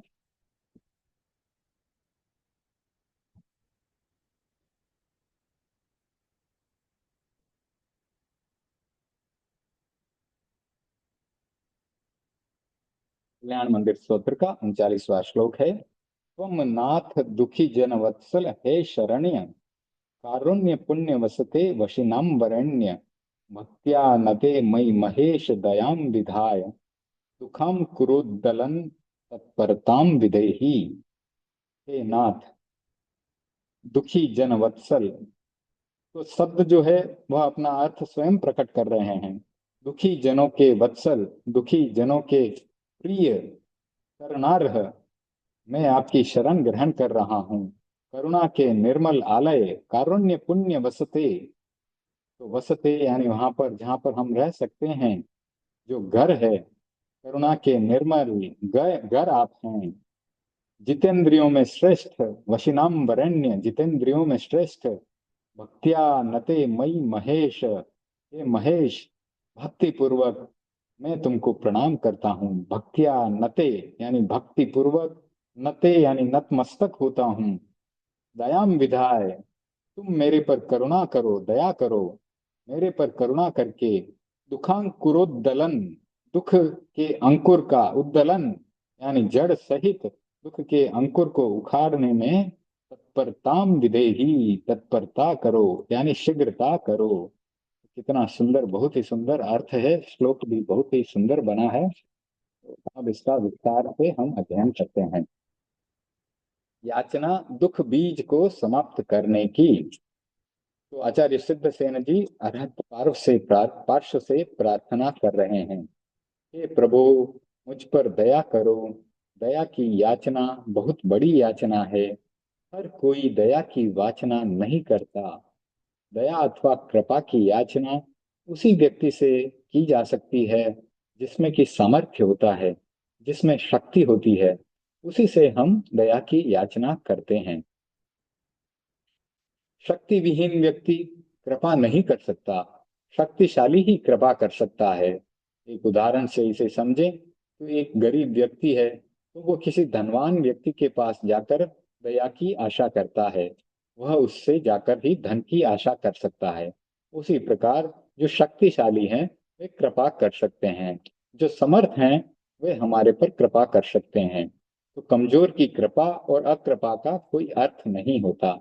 आप कृपा करें क्योंकि आप नाथ हैं, आप तीन जगत के ईश्वर हैं। तो साधना के क्षेत्र में नाथ संप्रदाय एक बहुत ही प्रसिद्ध संप्रदाय है। उसके प्रवर्तक थे गोरखनाथ, बहुत बड़े साधक थे। आज भी नाथ संप्रदाय के साधक यदा कदा मिलते रहते हैं। संस्कृत में नाथ्रंग धातु पालन के अर्थ में प्रयुक्त होती है। पालन करना यानी इस पर आचरण करना। नाथ वह होता है जिसमें रक्षा करने की शक्ति होती है। पालन करने वाला एक इस अर्थ में भी प्रयुक्त होता है कि भगवान संसार के पालनहार हैं, यानी पूरे संसार का पालन पोषण करते हैं। तो नाथ वह होता है जो रक्षा कर सकता है, पालन पोषण कर सकता है। हर कोई नाथ नहीं बन सकता। सम्राट मगध के सम्राट राजा श्रेणिक की कथा बताई जा रही है। अनाथी मुनि की कथा है। मगध सम्राट श्रेणिक यात्रा करते हुए मंडित कुक्षी नामक उद्यान में आए, और उद्यान को देखते देखते उनकी आंखें एक ध्यानस्थ मुनि पर टिकी। राजा मुनि के पास गए, वंदना की। मुनि के रूप लावण्य को देख करके अत्यंत विस्मित हो गए, आश्चर्यचकित हो गए, सरप्राइज हो गए। राजा ने कहा, अहो वन्नो, अहो रूवम, अहो अजस सोमया, अहो खंती, अहो मुत्ती, अहो भोगे असंगया। तो क्या कहते हैं? अहो यानी आश्चर्य, वन्नो अहो यानी कैसा वर्ण है, रूवम अहो यानी कैसा सुंदर रूप है, अजस सोमया आश्चर्य की, आर्य की कैसी सौम्यता है, कितनी शांति है, कितनी समता है। अहो खंती, अहो आश्चर्य, कैसी क्षमा है, मुक्ति अहो और कैसी निर्लोभिता है, और भोगे असंगया, ये आश्चर्य है कि भोगों में कैसी अनासक्ति है आपकी। करुणों से अज्जो पव्वय्यो भोग कालम्नी संजया उवठियो सी सामन्ने ए मट्ठम सुनेनिता। राजा ने पूछा, आर्य तरुणों से अज्जो, अभी तुम तरुण हो, संयत, तुम भोग काल में प्रव्रजित हुए हो। पव्वय्यो भोग कालम्नी संजया, भोग काल में, भोग कालम्नी यानी भोग काल में प्रव्रजित हो गए हो। पव्वय्यो प्रव्रजित हो गए हो। उवठियो सी सामान्य, उवठियो यानी उपस्थित हुए, सामान्य यानी सामान्य के लिए, साधु बनने के लिए उपस्थित हुए हो। एयमठम सुनेमिता, इसका क्या प्रयोजन है? सुनेमी यानी मैं सुनना चाहता हूँ। अनाहोमी महाराय, नाहु मज्ज न विज्जयी, अनुकंपगम सुहिम वावी, कंचनाभि समेम हम। तो मुनि ने क्या कहा? मुनिराज ने फरमाया, महाराज, महाराय यानी महाराज, अनाहोमी, ना हो यानी अनाथ, अनाहोमी यानी मैं अनाथ हूं। ना हो मज्ज न विज्जयी, ना हो मज्ज, ना हो यानी नाथ, मज्ज यानी मेरा, न विज्जयी मेरा कोई नाथ नहीं है। अनुकंपं अनुकंपगम सुहिम्बावी, अनुकंपगम यानी अनुकंपा यानी दया करने वाला, मुझ पर दया करने वाला या मित्र कोई नहीं है। तो राजा ने मुनि जी की बात सुनते ही कहा, भूमि ना हो भयं ताणम, भूमि ना हो यानी नाथ मैं बनूंगा, मैं नाथ बनूंगा। भयं ताणम, तुम भय नहीं करो। हे भदंत, भयं ताणम का अर्थ भदंत है, भय नहीं, गलत मैंने अर्थ निकाल लिया। भयं इच्छा में दुक्कड़म, भयं ताणम, हे भदंत, मैं तुम्हारा नाथ होता हूँ। मेरे महल में चलो और वहां खूब आनंद से रहो। तो राजा का कथन सुनकर मुनि जी मुस्कुराए और बोले, हे मगध के अधिपति अधिपति श्रेणिक, तुम तो स्वयं अनाथ हो। स्वयं अनाथ होकर दूसरों के नाथ कैसे बन सकते हो? अपना भी अनाहोसी, अपना यानी आप स्वयं, अना हो यानी अनाथ हो, श्रेणिया यानी श्रेणिक, श्रेणिक का प्राकृत में श्रेणिया कहा जाता है। मग हा ही वाह, तो आप स्वयं अनाथ हैं। अपना अनाहो संतो, आप अनाहो यानी फिर से अनाथ, आप स्वयं अनाथ हैं। तो कहम ना हो भविष्यसि, यानी किस प्रकार से आप मेरे नाथ बनोगे? तो मगध के राजा, तुम स्वयं अनाथ हो, तुम कैसे मेरे नाथ बन सकोगे? तो सम्राट चौंका, आश्चर्यचकित रह गया कि मुनि ने मुझे अनाथ कह दिया, शायद मेरा परिचय नहीं जानते हैं। तब राजा ने अपना परिचय दिया इस प्रकार से, अस्सा हत्ती मनुष्सा में पुरम अंते उरम च में, भुंजामि मानुषे भोगे आणाई सरियम च में, एविसे संपयगम्मी सब काम समप्पिये, कहम अनाहो भवी माहु भंते मुसंवये। तो क्या मुनिराज को कह रहे हैं वह? मुनि प्रवर, मेरे पास अपार संपदा है। अस्सा हत्ती मनुष्सा, हाथी और घोड़े हैं। पुरम अंते उरम चमे, यानी नगर और अंतःपुर भी हैं। अंते उरम यानी अंतःपुर भी है, पुरम भी है, पुर यानी नगर भी है। भुंजामि मानुषे भोगे, मैं मनुष्य संबंधी भोगों को भोग रहा हूँ। भुंजामि यानी भोग रहे, भुंजामि भोगे यानी भोगों को भोग रहे हैं। मानुषे यानी मनुष्य संबंधी सभी भोगों को भोग रहे हैं। तो इस प्रकार से मेरे पास बहुत सारे ऐश्वर्य हैं। एरी से संपयक गम्मी, यानी ऐश्वर्य से संपन्न हूँ। तो इस प्रकार से राजा को कहते हैं कि मैं कैसे अनाथ हो गया, कहम अनाहो भवई, मैं कैसे अनाथ हो गया।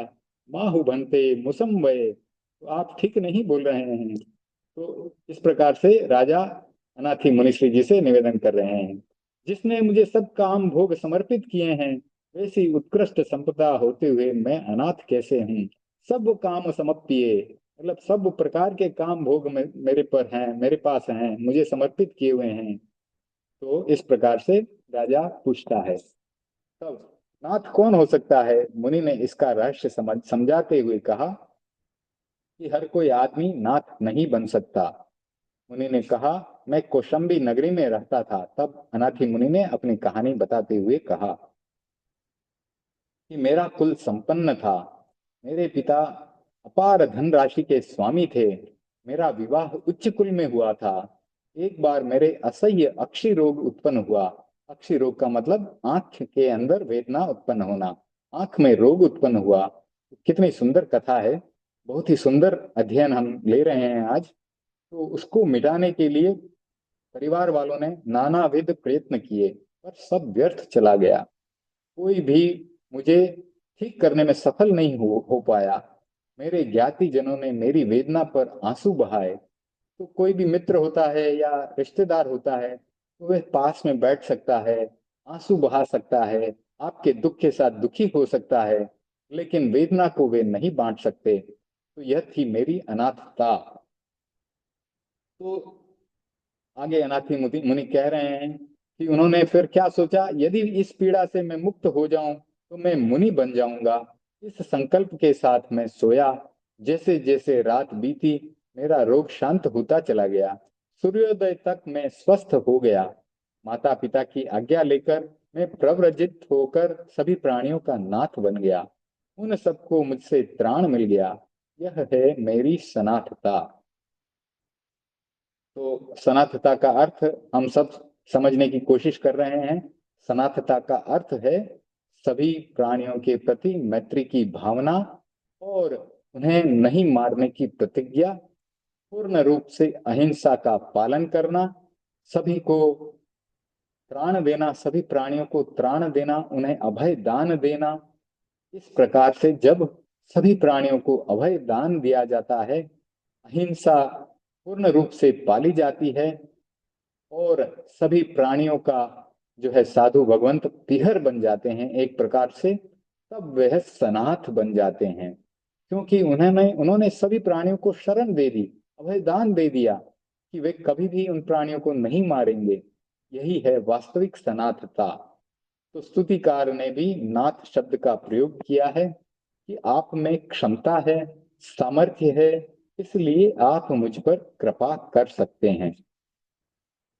दूसरी बात, आप दुखी जन वत्सल हैं, दुखी लोगों को वात्सल्य देने वाले हैं, इसलिए आप मुझ पर कृपा कर सकते हैं। तो इस प्रकार से यह श्लोक का अर्थ आगे चल रहा है। तो कितनी बातें इस एक श्लोक में आचार्य श्री ने पिरो दी हैं। आचार्य सिद्धसेन संस्कृत के प्रकांड पंडित थे। वैसे प्रकांड पंडित ही छोटे से श्लोक में इतनी बातों को, इतने महत्व की बातों को पिरो देते हैं, जैसे कि माला बना देते हैं फूलों की। उसी प्रकार से ये शब्दों की सुंदर माला उन्होंने बना दी है। अब तीसरी बात आ रही है, आप शरण्य हैं, आप में शरण देने की अर्हता है, इसलिए आप मुझ पर कृपा कर सकते हैं। चौथी बात आ रही है, कारुण्य पुण्य बसते, आप करुणा के पवित्र घर हैं। वह आदमी दया और कृपा नहीं कर सकता जिसमें क्रूरता होती है। करुणा के आलय, करुणा के घर होने के कारण आप कृपा कर सकते हैं। पांचवी बात आ रही है, वशिनाम वरेण्य, अपने पर नियंत्रण करने वालों में आप श्रेष्ठ हैं। आपने राग और द्वेष पर नियंत्रण कर लिया है, इसलिए आप मुझ पर कृपा कर सकते हैं। इतनी विशेषताएं आप में हैं, इसलिए हे महेश्वर, मुझ पर दया करो। मुझ पर कृपा करने वाला कोई नहीं मिला, मेरी याचना को पूरा करने वाला कोई नहीं मिला, इसलिए मैं आपके सामने याचना कर रहा हूँ। मेरी याचना क्या है? दुखांकुरोद्दलं तत्परतां विदेहि। दुखांकुरोद्दलं तत्परतां विदेहि, यानी इसका संधि विच्छेद करें।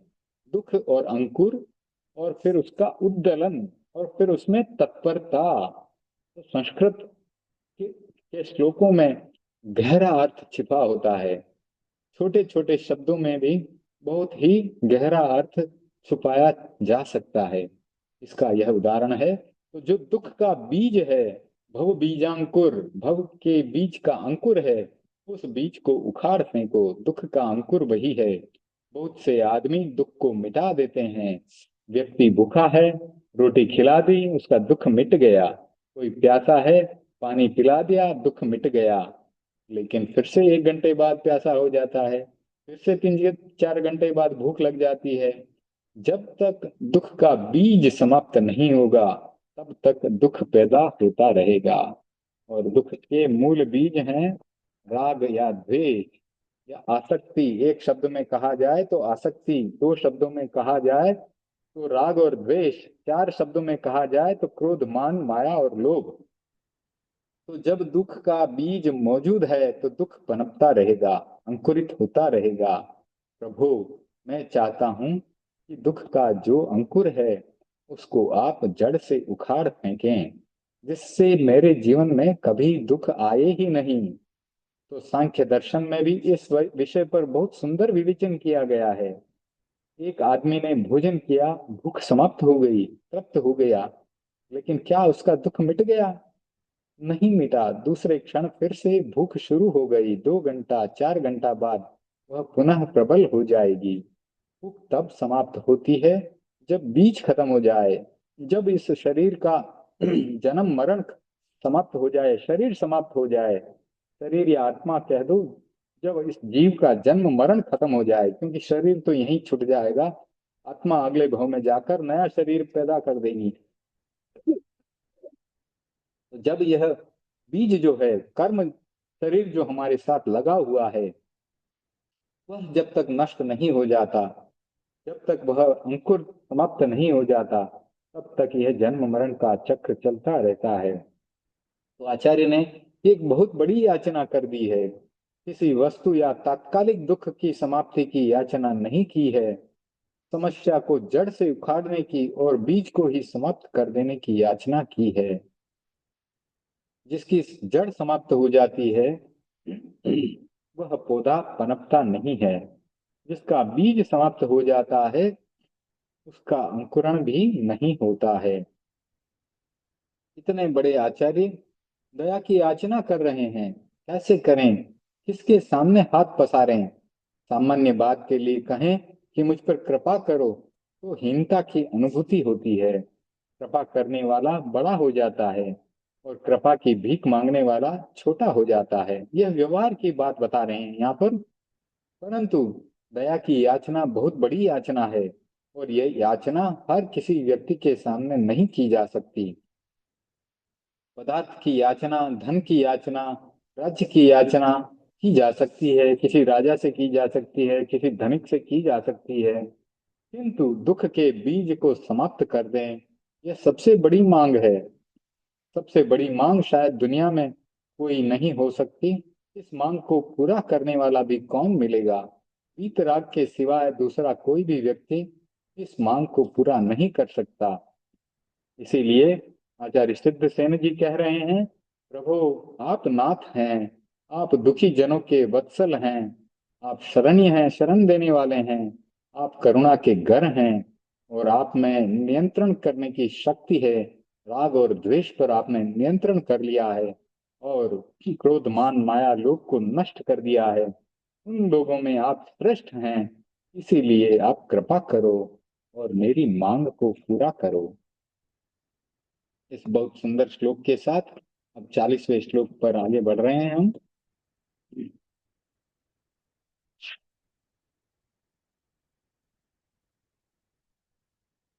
40वां श्लोक है। निसंख्य सार शरणम शरणम शरण्य मां साध्य साधित रिपु रिपु प्रथितावदातम। मां साध्य साधित रिपु प्रथितावदातम। त्वत्पाद पंकजमपि प्रणिधानवन्ध्यो बध्योस्मि चेत भुवन पावन आहतोस्मि। तो क्या कह रहे हैं? जो अनंत बल के सदन हैं,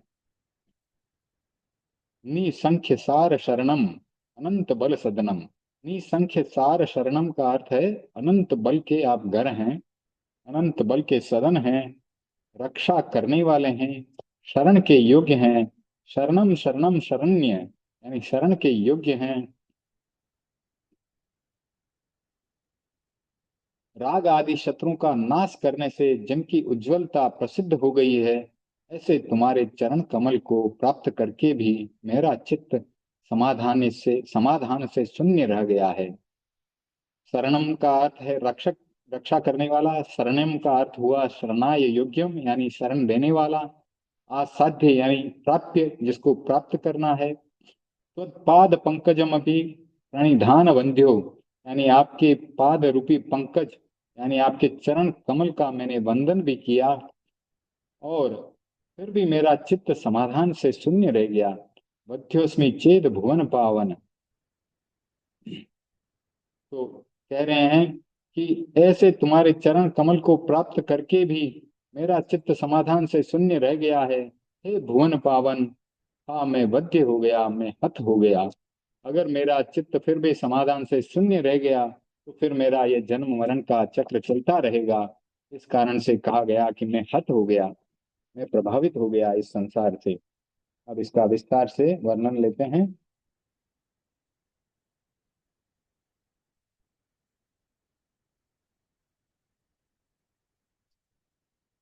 40वां श्लोक है। साधें अभेद प्रणिधान को।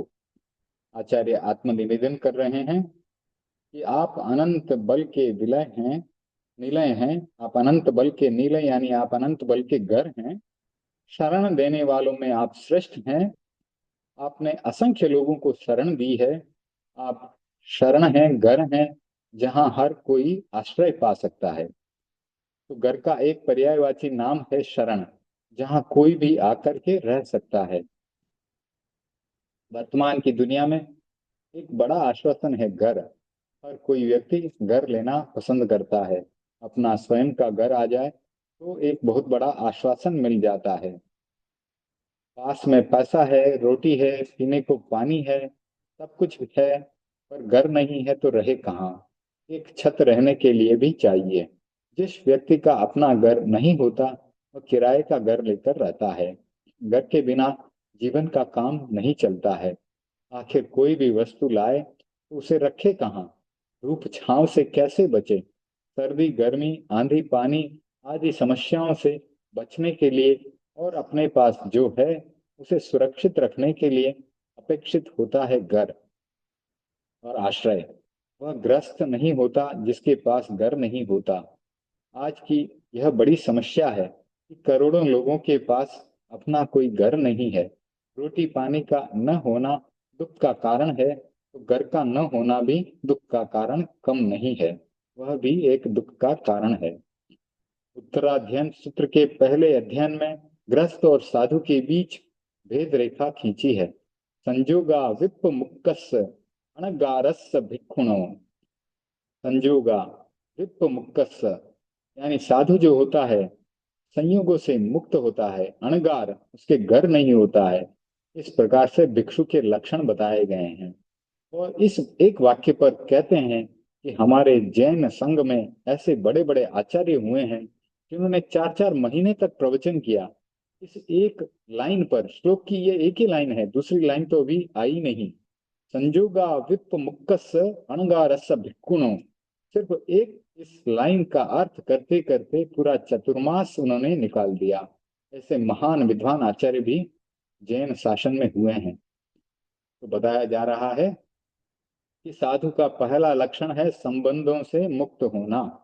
साधु संबंधों से मुक्त होता है। गृहस्थ का जीवन संबंधों का जीवन होता है। एक बच्चा जन्मता है। जन्मते ही माता पिता भाई बहन बुआ आदि के संबंधों की एक श्रृंखला शुरू हो जाती है। अनेक संबंध जुड़ जाते हैं। साधु के कोई संबंध नहीं होता। सब संबंध समाप्त हो जाते हैं। साधु का दूसरा लक्षण है अनगार होना, कि कोई घर नहीं होता। साधु और गृहस्थ में यह बड़ा अंतर होता है। जिसके घर नहीं है वही साधु कहलाता है। जिसके घर होता है वह साधु नहीं कहलाता। साधु का तीसरा लक्षण है भिक्षा जीवी होना, भिक्षुणो। भिक्षु रसोई नहीं बनाता, वह आजीवन माधुकरी वृत्ति से जीवन चलाता है। जो गृहस्थ हैं, जिनके संबंध हैं, घर भी हैं और रसोई भी हैं, वे भी सबके लिए शरण नहीं बनते। उनके घर के दरवाजे सबके लिए खुले नहीं होते। आप तो ऐसे घर हैं, भगवान के लिए कहा, आप तो ऐसे घर हैं जहाँ कोई भी व्यक्ति निवास कर सकता है। आपके घर के दरवाजे सबके लिए खुले हुए हैं। प्रभु, आपने बहुत सारी आसुरी शक्तियों को परास्त कर दिया। उससे आप उज्जवल बन गए हैं। मैं आपके चरण कमल की सेवा में आ गया। मैंने आपको प्राप्त कर लिया। फिर भी प्रभु, मेरे मन में एक व्यथा है। अभी तक मैं आपके प्रणिधान से शून्य रहा। मेरा अभेद प्रणिधान नहीं सध रहा है। आपके और मेरे बीच में भेद है। मेरा इस प्रकार का ध्यान अभी तक नहीं सधा कि आप और मैं एक हो जाएं। प्रणिधान साधना का एक बड़ा प्रयोग है। स्थानांग सूत्र में 3 प्रकार के प्रणिधान बताए गए हैं। भी है पणिहाणे पणत्ते। भी है यानी 3 प्रकार, पणिहाणे यानी प्रणिधान, पणत्ते यानी बताए गए। किसने बताए? भगवान ने बताए। तम जहा मन पणिहाणे, वय पणिहाणे, काय पणिहाणे। यानी मन का प्रणिधान, वचन का प्रणिधान और काया का प्रणिधान। यानी मन वचन काया के योगों का स्थिर होकर के और भगवान के साथ अभेद हो जाना। आचार्य तुलसी जी के समय जब महाप्रज्ञ जी ने आगम का काम शुरू किया, उस समय प्रणिधान कक्ष के नाम से साधना के प्रयोग चलते थे। प्रणिधान यानी समाधान, कोई समस्या न रहे। साधना का ऐसा समाधान सूत्र मिल जाए जहां यह बात भी नहीं आए कि मेरी यह समस्या है। न व्यक्ति के मन में आए और वचन से भी न निकले कि मेरी यह समस्या है। ऐसी साधना सज जाए, आत्मलीनता आ जाए, जहां पर कोई भी समस्या बचे ही नहीं। तो प्रभु, आपकी शरण में आकर भी मैं प्रणिधान से वंद्य हूँ, शून्य हूँ। यह मेरे लिए कष्ट की बात है। इसी प्रणिधान वंद्यता के कारण मेरे शत्रुओं के लिए मैं वध्य बना हुआ हूँ। वे मुझे मारने के लिए हर समय तत्पर रहते हैं। बड़ी विचित्र बात है। आचार्य हैं, भिक्षु हैं, साधु हैं, कोई शत्रु नहीं है, फिर भी शत्रुओं से आक्रांत होने की बात कर रहे हैं। वस्तुतः इसमें बहुत ही गहरे रहस्य की बात है। हमारे शत्रु कौन है? आचार्य कह रहे हैं, मैं प्रणिधान से बंधे हूं, इसलिए क्रोध मान माया लोभ आदि जितने शत्रु हैं उनके द्वारा वध्य बन रहा हूं। यानी क्रोध का भी प्रभाव मेरे ऊपर होता है, मान का भी प्रभाव होता है, माया का भी प्रभाव होता है और लोभ का भी प्रभाव होता है। ये सब हमारे शत्रु हैं। ये हमारे ऊपर आक्रमण करने के लिए तैयार रहते हैं और इनके द्वारा मैं हत हो रहा हूँ, वध्य हो रहा हूँ। अगर मैं प्रणिधान वंद्य नहीं होता तो उनकी ताकत नहीं होती कि वे मुझे अपना शिकार बना लें। आज तो मैं उनका शिकार बन रहा हूँ। हा हतोस्मी। यह बड़े खेद की बात है, दुख की बात है। हे भुवन पावन, हे जगत को पवित्र करने वाले नाथ, अब कृपा करो, मुझ पर दया करो कि मुझ में भी प्रणिधान आ जाए, मेरे भी कोई समस्या न बचे और मेरे शत्रु भी मेरा कुछ बिगाड़ न सकें, मेरा वध न कर सकें। इन क्रोध मान माया लोभ रूपी शत्रुओं के कारण ही यह जन्म मरण का चक्र चल रहा है। आपकी शरण में आने पर भी अगर यह नहीं होगा तो फिर कब होगा? इसलिए आप मेरी याचना को स्वीकार करने की कृपा करें और इस स्थिति से मुझे उबार दें। यह प्रार्थना हर व्यक्ति को करनी चाहिए।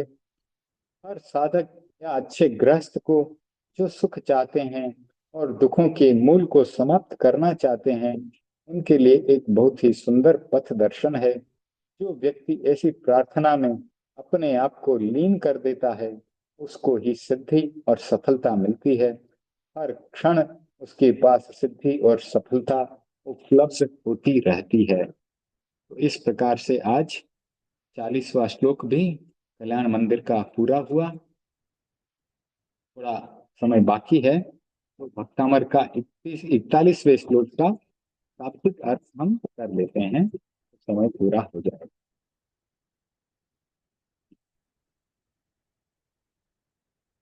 41वां श्लोक है।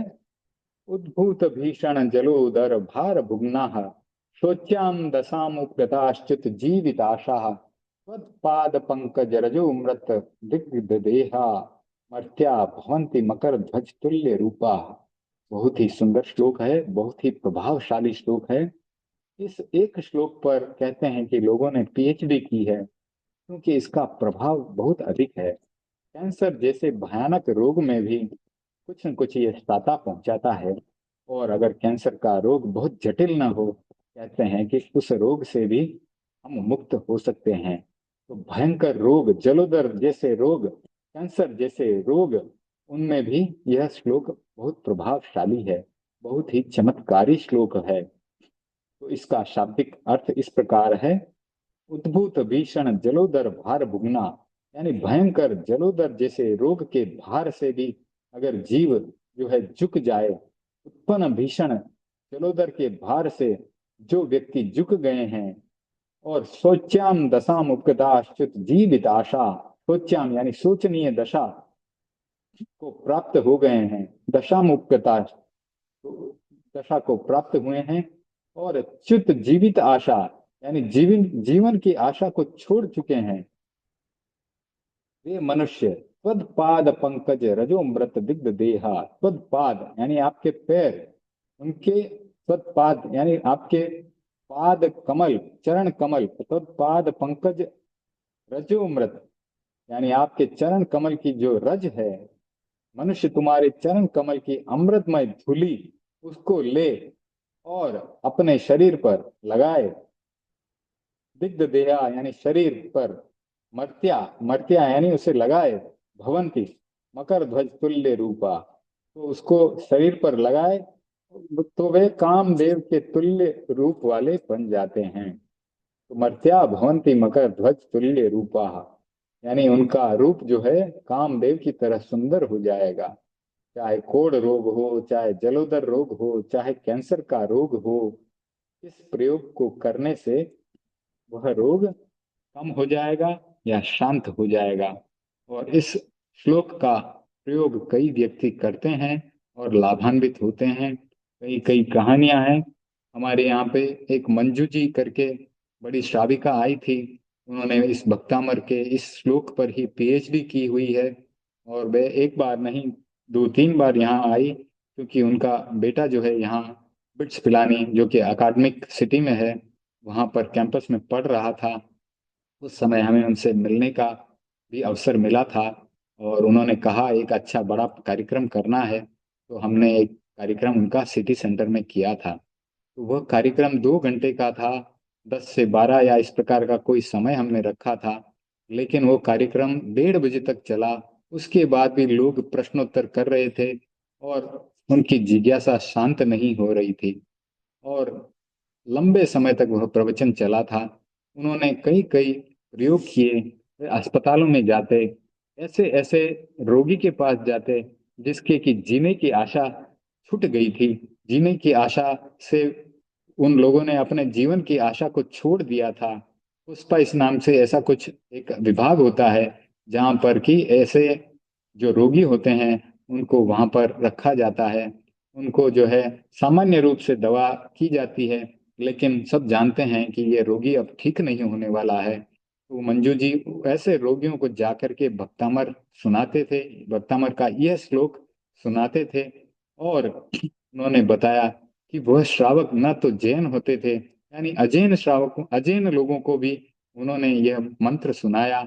और उन मंत्रों को सुन करके वे लोग ये महसूस करते थे कि कुछ तो उन्हें दर्द का अनुभव कम हो रहा है। तो ऐसे ऐसे प्रयोगों के बारे में उन्होंने यहाँ पर दुबई में सिटी मार्ट में जब उनका प्रवचन हुआ तो बताया, और अपने अनुभव उन्होंने हमें सुनाए। तो इस भक्तामर के चमत्कारी श्लोक का हम विस्तार से पठन पाठन अध्ययन करेंगे अगले स्वाध्याय में। तो आज का स्वाध्याय आज हम यहीं संपन्न करेंगे मंगल पाठ के साथ। परम पूज्य गुरुदेव की आज्ञा से सुने मंगल पाठ।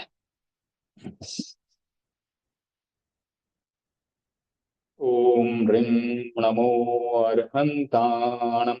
ओम ह्रीं नमो सिद्धाणम्।